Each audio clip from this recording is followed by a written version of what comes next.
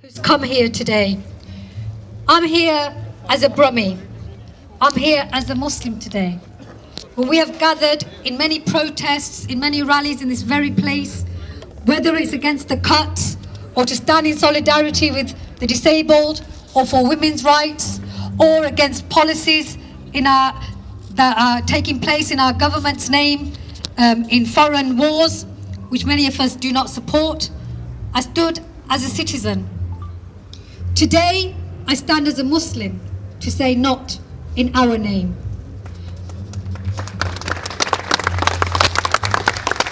Because the realities are, there are individuals, small groups, who wish to hijack our beautiful faith. And that's why it is the responsibility of Muslims to show our rejection and condemnation. That is not being an apologist, that is standing up to our moral duty.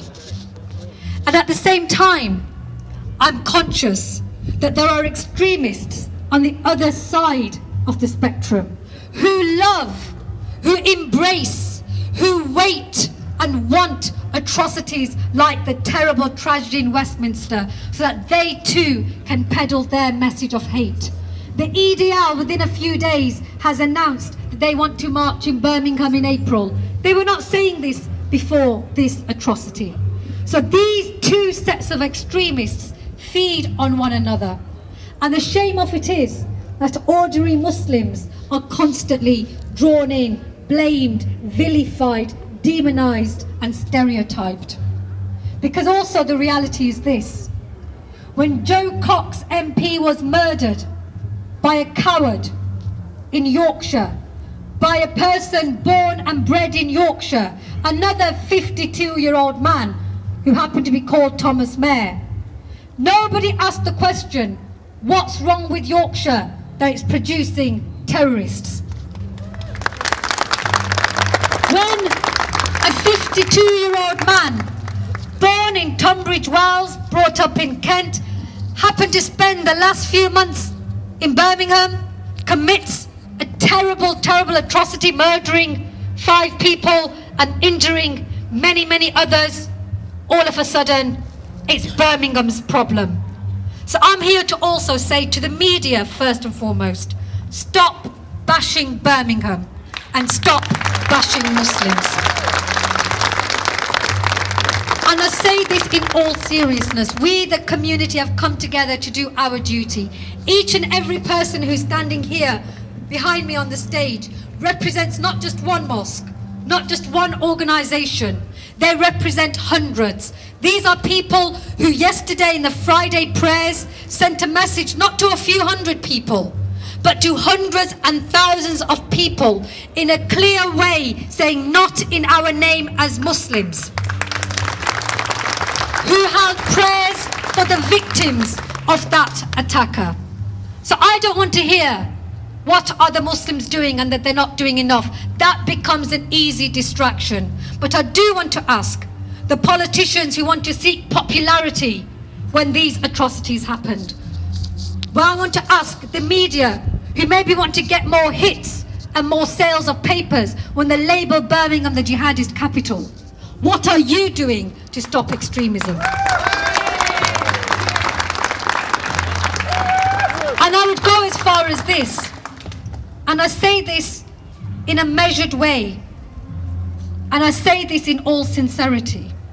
When you give the likes of nobodies like this Khalid Masood, who nobody in Birmingham's heard of, the kind of attention that you've given him, you are encouraging hundreds of others to come forward, because you cannot buy that kind of publicity that ISIS have now got. And you are also giving encouragement and emboldening the likes of the EDL, who are fringe, who are marginal, but want to seek and exploit the grievances. And we see the march of the right in Europe. We see the march of the right in America. And we're fortunate in Britain. We're fortunate that we are still holding together, but we must not take that for granted. The precious pluralism, the precious public space, the diversity, the respect, the live and let live attitude. This is not automatic.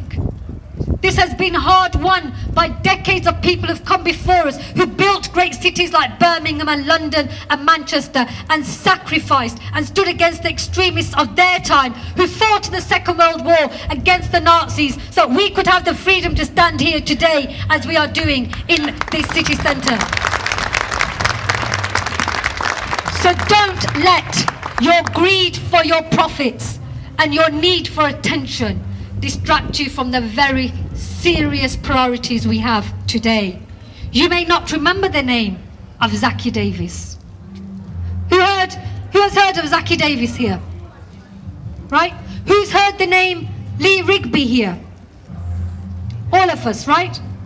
Zaki Davis in Tesco's decided he wanted to revenge the brutal murder of Lee Rigby by taking a machete into a supermarket and attacking a person called Dr. Bambro, who happened to be a Sikh dentist, because you know extremists, they don't differentiate. He thought he was attacking a Muslim, but it was a Sikh dentist who was attacked with a machete, and he said, this is for Lee Rigby. Because this is what happens. Hate begets hate.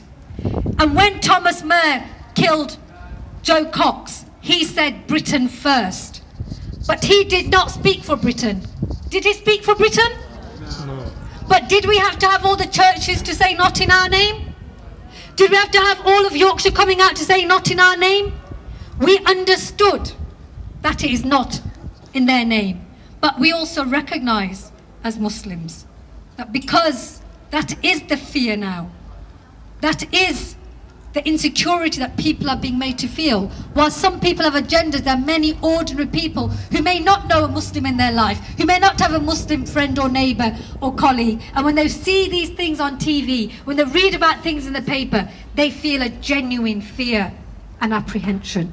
And that's why we still feel, despite our distress, despite our frustration, that we will, as British Muslims, as Birmingham Muslims, come out not just today. We have come out previously many times, and we will inshallah still continue to come out and say not in our name. And I thank all the people who have stood with us. We have had many vigils, many interfaith gatherings. Birmingham is a beautiful place. It is the youngest city in Europe. It's the most diverse. My father for 30 years worked in the Royal Mail just a few yards from here. I have grown up in King's Heath. I have lived in Bearwood. I now live in Moseley. My 3 boys have grown up in this city, have studied in this city. This is our place. And we don't want to feel unwelcome, and we don't want others to fear us. So our message today is about standing together, unity and humanity, because what unites us is far, far greater than anything that can divide us. Thank you. Thank you, Salma Yaqub.